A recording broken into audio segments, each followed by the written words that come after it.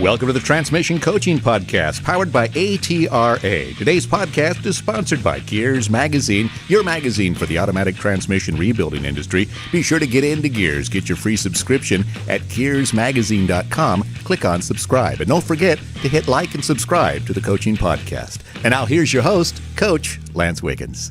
Welcome to the Transmission Coaching Podcast. My name is Lance Wiggins. It's a great day to fix transmissions.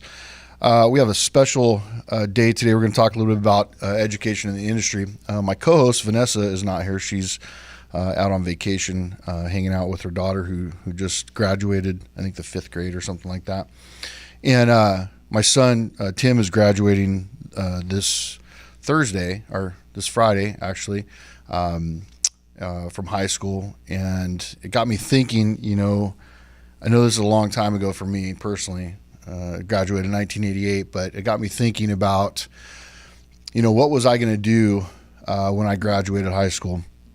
And at the time, I was doing an internship with a program. So I was working at a gas station for free.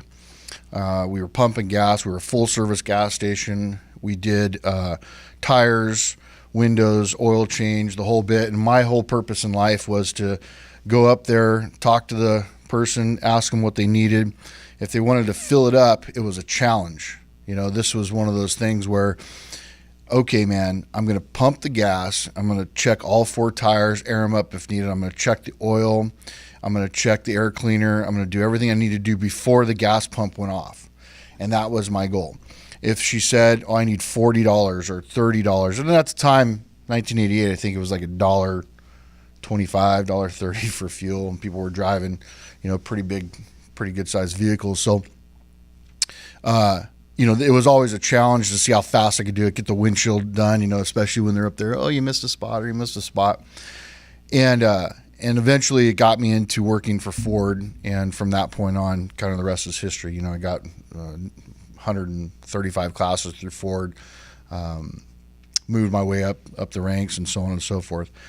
My son, Tim, is a motorhead. He's that guy that, he took his car apart or the engine apart a couple weeks ago, ended up replacing the lifters and the push rods and getting that done. And he is just got finished taking the test to get into the heavy equipment operators. And this is something that we're missing. We're missing in this industry. We talk about it at board meetings. We've talked about it at Expo.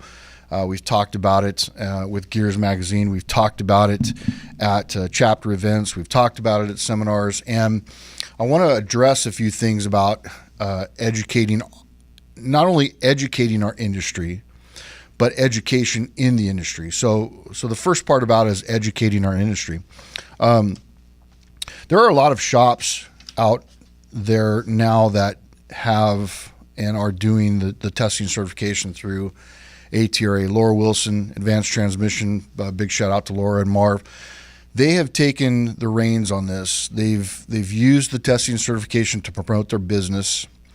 If you've looked on Twitter or Facebook or Instagram, you'll see them and their crew with pictures of certified, things that they've certified in through the testing certification program. They use it to as an ad for their customers. So when their customers walk in, they get an opportunity to see exactly what they've been investing in, and their investment has proved that through their 5-star ratings that they're doing a good job. And a lot of shops might not take that approach. And for those that aren't taking that approach might have that same concern that, listen, there's no new blood coming into the industry. That's their statement. Yet they don't want to take the time to make that new blood part of their industry. When I started in 1987, Harvey was the owner of the shop. He let me change oil. He talked to me about how to tighten up lug nuts in a tire. He talked to me how to break tires down. He talked to me how to do rotations and why we rotate the tires. But had he not done that, it would be me, going through and failing on these things and not really knowing what the correct way of doing it is. And I've got a bunch of notes down on my desk here today, and there's some sayings that I've got, like, how much can you learn when you figure out you're wrong? And that is one of those statements that, for guys and gals that are kinesthetic, we love touching parts, and we learn by touching and moving parts around and removing things. I mean, in my backyard alone, I probably have about 7 or 8 lawnmowers that I've had at one point in time that are now destroyed, torn apart, and not put back together, but simply torn apart to see how they work. And which now your backyard becomes more of a junkyard, but it's an inventive way of getting your children or these kids an opportunity to go out and use tools and work on cars and work on mechanical things, and especially if they have that drive. When Tim went and took his test for the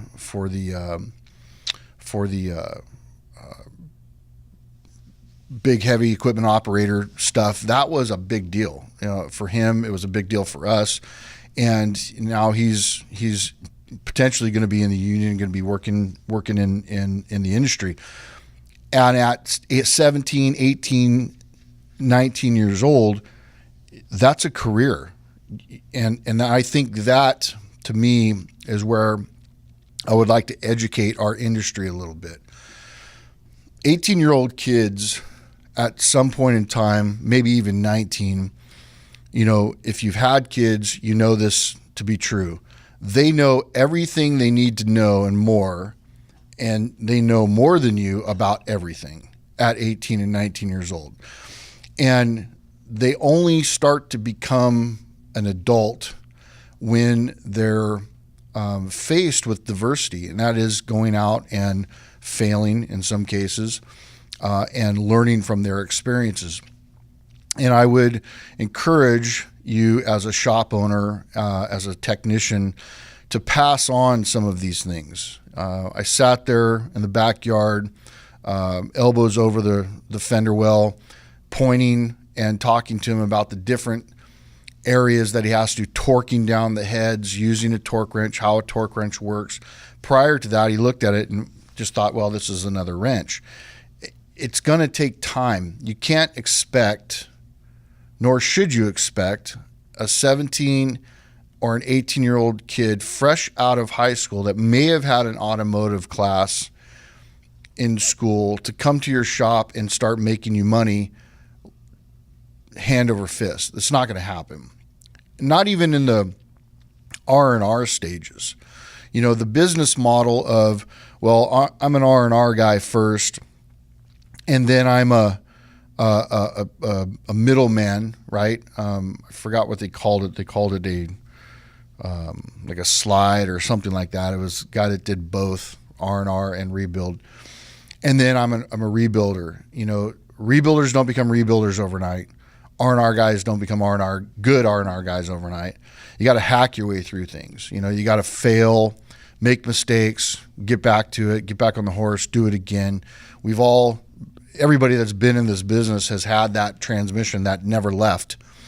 We've all been in this business that every transmission left with no problem. So, it takes time to get there. And I would encourage you as a business owner, as a rebuilder, and as a technician, that when you get these young bucks in here, even though they may be cocky, they may be, I know what's going on, have the diversity and the experience and the mentorship to slow them down and walk them through the process. And I'll give you some examples here.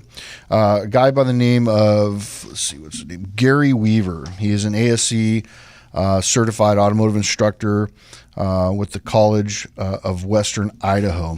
And Gary and I have spoken on the phone a few times, and he had recently, about a year ago, sent me this Word document with a number of issues that he has in his location. And one of those issues is it comes about like this. So a shop is looking for somebody to come in and work for them. What are their expectations? Well, They expect them to know, to have their own tools. They expect them to know a little bit about the vehicle because, after all, you have been in a course for a year now, or you're going to a college, an automotive college, where you're spending the majority of your time in a shop atmosphere. They want you to have your own tools. They want you to have some experience. They want you to come in and know exactly how the shop is run, and they want you to be on time, and they want you to look good, and they want you to have some sort of education. Well, all of that may be true, but then the guy that just spent 4 years in college is going to come into the shop and saying, okay, I'm in a shop, and quite frankly, the college shop looks better than this shop. The college instructor was nicer than you. I'm looking around and I see a bunch of guys that may not be happy to be here, and there's this persona that if I don't follow your steps verbatim, I'm probably not going to be here long enough anyway, and you're only paying me pennies on the dollar. And by the way, I've got a $40,000 bill debt that's over here with my college that I just fulfilled for 4 years. I have some sort of paper that says I graduated from an automotive institution, and I'd like to be paid for that. Well, both parties are correct in a sense. I mean, I'm not going to pay a guy that's fresh out of college, $35 an hour to build transmissions because he doesn't know how. I'm not going to pay a guy $35 an hour that just came out of college and has his own tools and looks nice and probably puts on a good persona because he graduated college and he has a piece of paper. Graduating from college as a doctor with a C- gets you a job at the Clinica. With an A+ gets you a job at Cedars-Sinai. There's a difference between the two. There's also a difference between the two when it comes to automotive. You could be that guy. You might have a bachelor's or an AS in automotive, but were you that guy? Did you graduate with honors? Are you the shop foreman at that location? So these are all things that I think an interview process kind of helps along with having an opportunity to talk to the student and to the instructor. So here's a couple of the issues that Gary put together. Secondary instructors having to curtail classroom instruction and lab tasks, leaving little room to integrate newer modern diagnostics and repair procedures into the curriculum, resulting in an unprepared and underprepared entry-level technician. So let's think about that statement right there. What he's saying is that the curriculum that the colleges have are 1970. Here is a 125, right? Here is a 350. And here is how a governor works, and here's how the TV system works, and here's how the hydraulic works. Albeit that is very important, it's probably not as important now or in today's society of the automotive repair industry or transmission repair industry as well as it was then. Nobody builds carburetors anymore. Nobody rebuilds starters anymore. That's just part of the business. Nobody rebuilds alternators, right? So the transmission and the curriculum that they created needs to be adjusted. Well, there's a few things that can happen. We've given them our testing and certification processes, which they've taken. Also, they need to reconsider getting newer transmissions. But I have some news for you. You, as a shop owner, and you, as a technician, can offer yourself to go to these locations and talk with these instructors and tell them a little bit about what you think they may need. Giving you an example, East Los Angeles College in LA here, I've been on their committee for a while now. I can go there, talk to their instructors, tell them the type of transmissions that we'd like them to see, introduce them to the LePeltier gear train system that is now going to be the gear train system, probably the norm for the next 20 years or more. And give them an opportunity to start teaching these students exactly what they need to know now, rather than have them come into your business and have you try to explain to them how that LePeltier gear train system works. So It's almost like a twofold. They're telling us this is what they need. We can in turn go back to them, talk to them, tell them what we think they need, and then we kind of meet in the middle someplace with a curriculum that works for them as well as works for you. Another issue that he had was lack of apprenticeship programs and lack of apprenticeship program support with a lack of apprenticeship placement. I found that to be really interesting when I spoke with him about that. What he was telling me was that there's I think 50 or 60 shops located in his area, and he had 25, 30 students, and 25, 30 students doesn't fulfill the 50 shops, and all 50 shops want to see every one of these students. And then when the students went, and maybe only half of those students wanted to get a job in the automotive industry, so they go and look at these other 50 locations, and now there's a sparring event for who gets what. I want this guy more than you want this guy, and then this guy didn't work out, or the interview process didn't work out. Apprenticeship programs, in my opinion, are a huge, huge key to the success of the student, to the success of the college or the school that is doing the program, and to the success of the shop.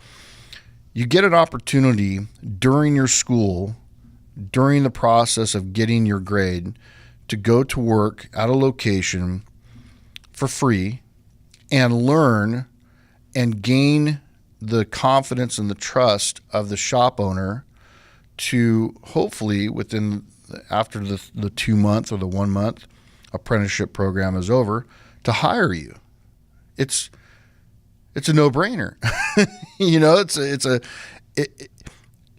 You get to test drive the vehicle for a month and decide whether or not you want to invest in it or give it back and try another one.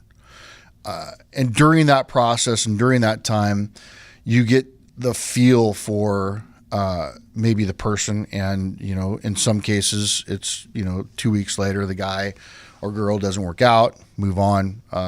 Month later, maybe everything works out and you're moving on. So, again, offer yourself as a shop owner or a technician to your shop owner. Hey, what do you think about doing an apprenticeship? We can go over to the school. They have a program over there. Reach out to some of the schools to see if they have programs. Apprenticeships, let me back up for a minute. Apprenticeships don't always work, but the idea is there. The idea of an apprenticeship is solid. They don't always work, but when they do, you can get some pretty quality guys, pretty quality employees, I should say. One of the other issues is that he sent to me, which I thought was pretty interesting. He says, ATRA member shops that are unknowledgeable in effective mentor training techniques, resulting in unacceptable entry-level employee retention. So a lackluster professional growth and difficulty in finding quality professional technicians to replace aging and retiring rebuilders. So let me reiterate here what he says. It says member shops unknowledgeable in effective mentor training techniques that result in an unacceptable entry-level employee retention. That word, unknowledgeable in effective mentor training techniques is huge, because that's what it is. I mean, let's not sugarcoat this. When my son is building his car out back and I'm sitting there watching a ball game on a Saturday afternoon, I don't want to be out back working on the car, man. I don't want to help him, but I'm willing to help him. So when he comes and says, "Hey, Pops, can you help me out here?" And I walk out there and I point and click, don't do this or do that or do this. I feel that there's a sense of pride in that, because it's my son doing something that he loves to do. However, looking at it from the perspective of the shop, right? I'm building a transmission and you have X amount of hours to get this done. you have a customer waiting, you have 3 transmissions behind you, you have 15 cars that are lined up waiting for you to take care of it, and you got Johnny over here. Excuse me, sir, can you teach me how to rebuild this valve body?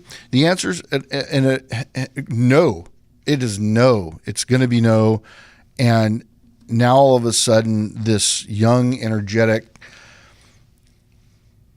potential employee or employee that you've employed now and taken on is like, man, this isn't what I want to do. And so I think you have to have that attitude, like you are the instructor here and you're passing on and passing down some knowledge with a sense of pride, a sense of urgency, and a sense of understanding that this person here is going to be taking care of your grandchildren and their vehicles, or your friends' grandchildren's, or so on and so forth. It's, you have to have that sense that not only are you doing this for yourself, but you're doing this for the future and for him as well, or for her. So then you have lack of entry-level technicians in the automotive industry, which we all know that in this day and age, back scratch felt good. In this day and age, that if we're not building transmissions with a cell phone or an iPad, that using my hands for something other than that, the majority of the bodies out there don't.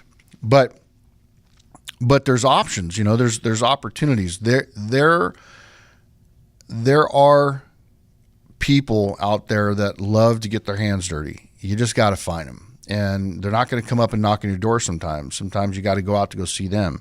I know that Ed Doyle at A1 Transmission in Kerrville, Texas, has done a youth, I want to call it what do you call it? What do you call the, I'm talking to Chris, my engineer here. What do you call the, not a work day, it's like when they have a fair. What do they call it, a work fair? Oh, job fair. Job fair, that's it. Got it. Job fair. Bingo. Winner. Ding, ding, ding. So they had a job fair, and they were able to sit there, talk a little bit about the transmission industry, what it's done for them. I know Laura Wilson at Advanced Transmission has done the exact same thing. And this gives you an opportunity to, listen, I'm going to get real here for a second here. And I know you're going to like this. Some of you may, some of you won't. But look, let's just be fair.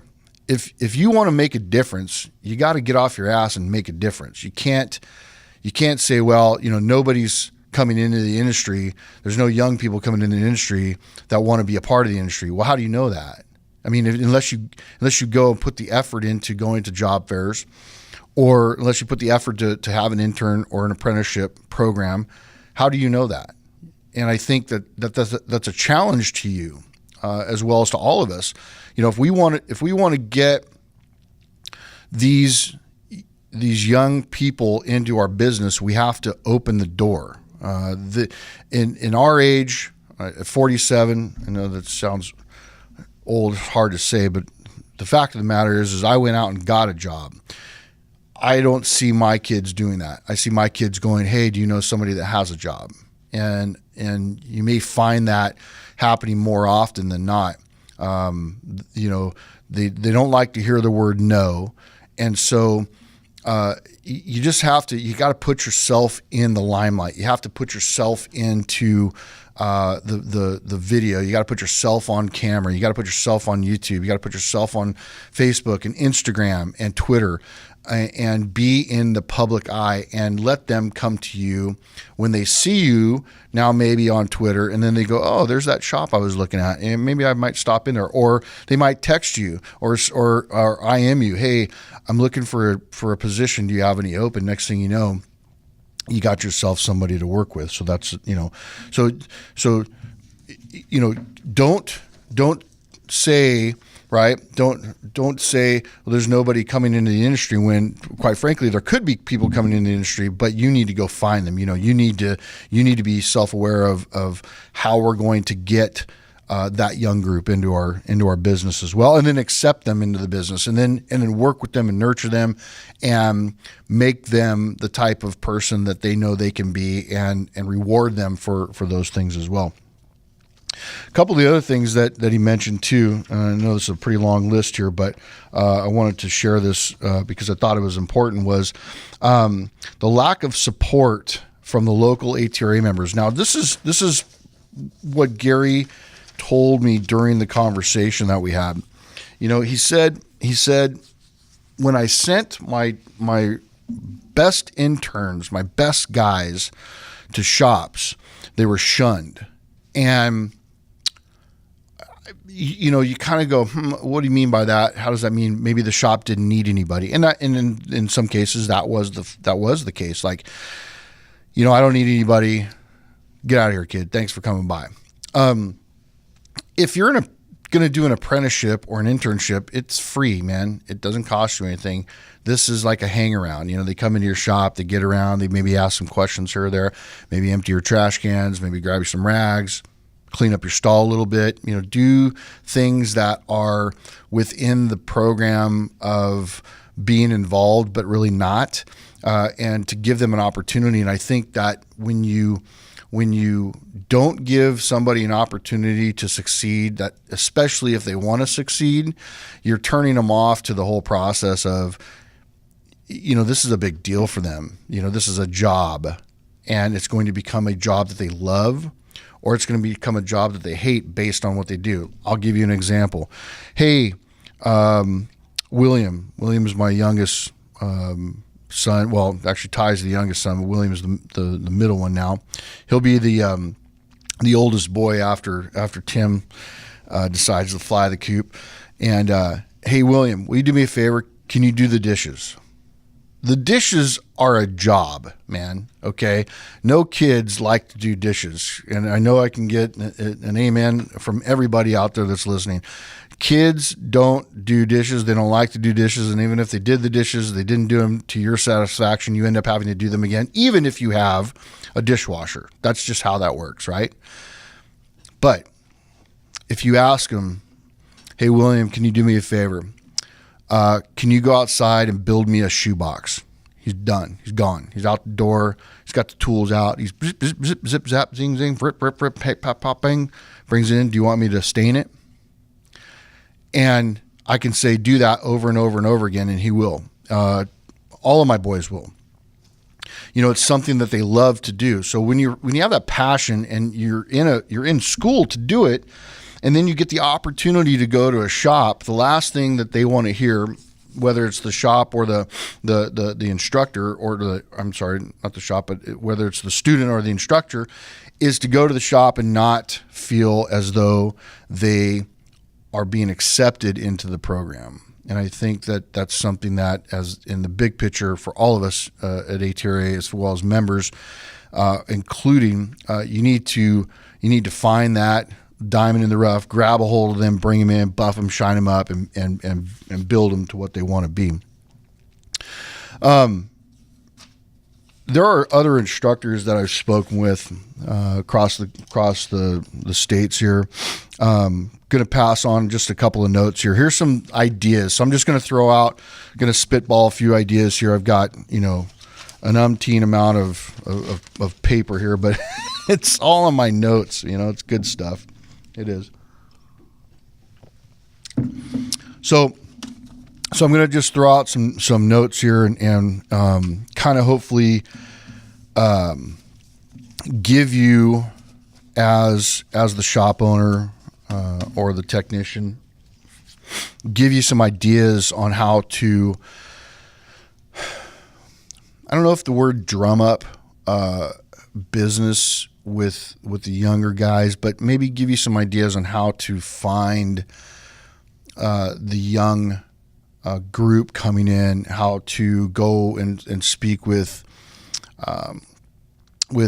schools, how to just kind of communicate with your community as far as wanting to get new guys in, if that's what you're interested in doing. Listen, if you're not interested in getting anybody new in your shop, this probably, you probably turned this off about 15 minutes ago. But if you do, here's a couple of ideas. So find yourself a process of getting young technicians in the shop. What age group are you looking for?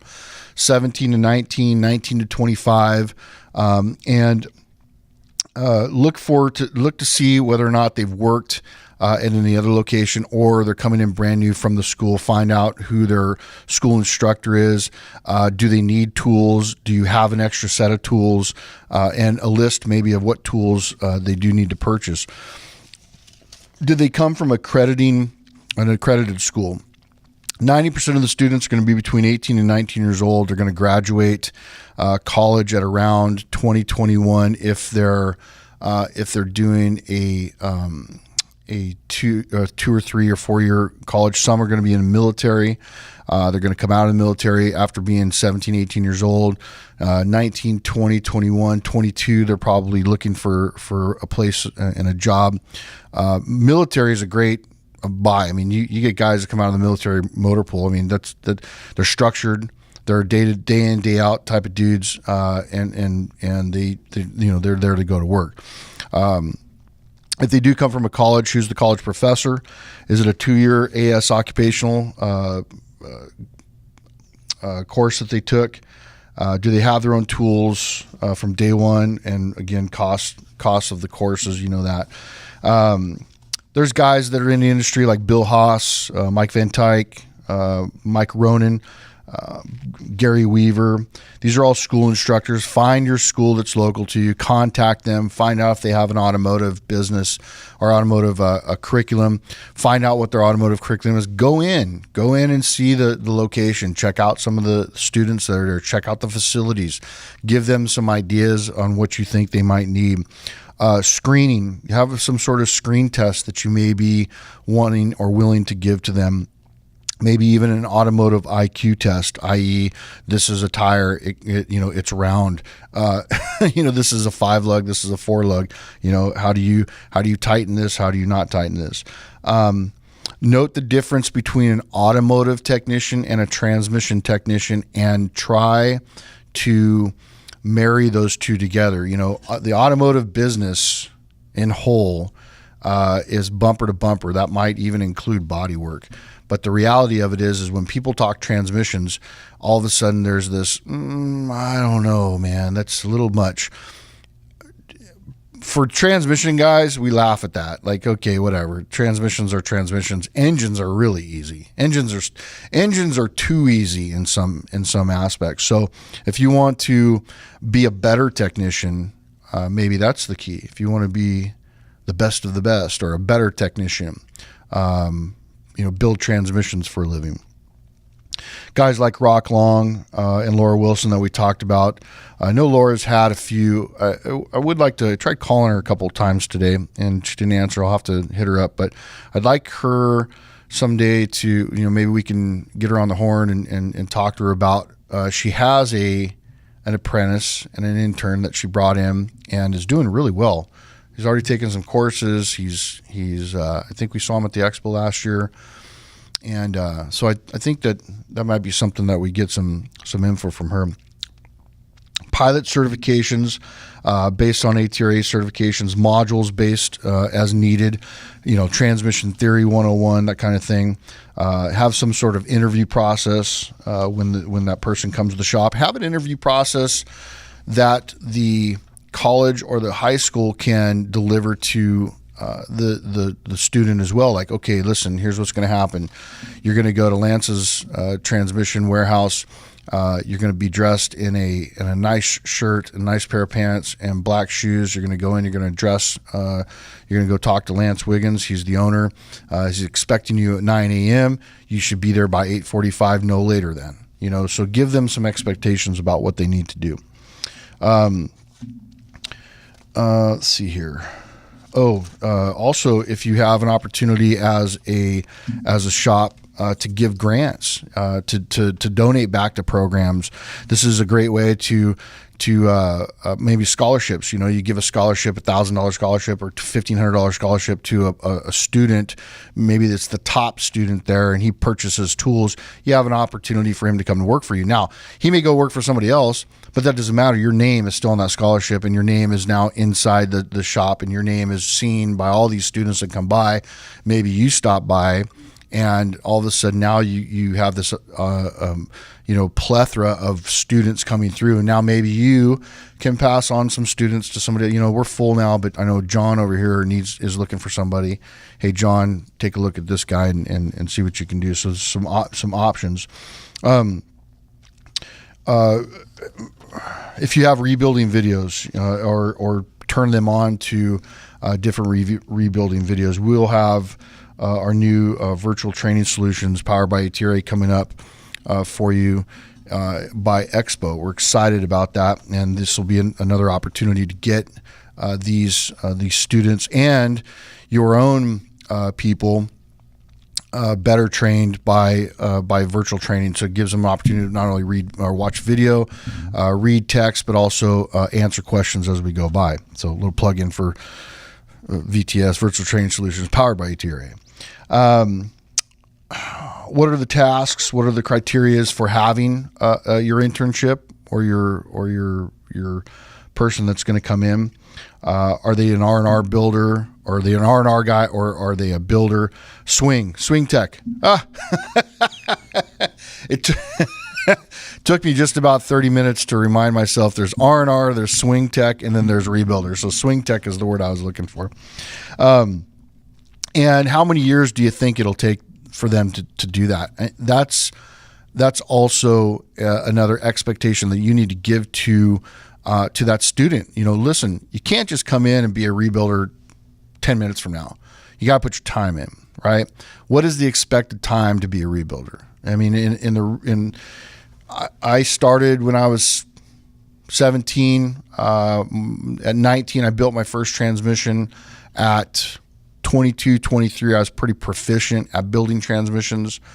By the time I was 25, if I had comebacks, it was my own fault. It was something I did.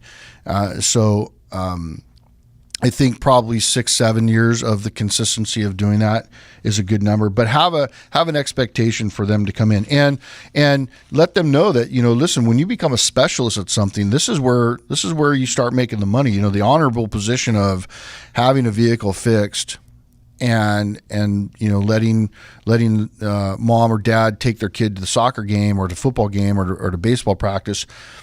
That's honorable. That's why you do it. The money is good. That's fine. But seeing them in the grocery store and they say, "Hey, man, you fixed my car. Thank you so much for doing that. I really appreciate it." That's the reward I think we all look for, at least from my set. So change your mindset. The message to the schools, and the training and what maybe you can offer them with either videos or webinars, books, hands-on certificates. You get a new tech in. What does he know? Challenge him.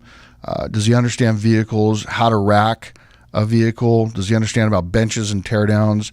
Assess him as they go. Assess them. Make sure they get trained. Stand there next to him while they're training him. Train him, and then have him repeat back to you what you just trained him or her. Reassess the technician on a consistent basis. I think that's the most important thing, and then move them towards the specialist. And I think at the end of the day, if you follow some of those, I don't know if you want to call them rules, but maybe ideas that we've had. If you follow some of those, get some of those nooks and crannies out there. Create your own way of maybe putting together something for that youth that you want to come in so badly. I think at that point in time, you'll have something to work with. And the nice thing about it is you're going to create another society and another community of technicians coming through your location. So, I think that's our goal as humans and adults is to get the young kids in there, teach them what we know.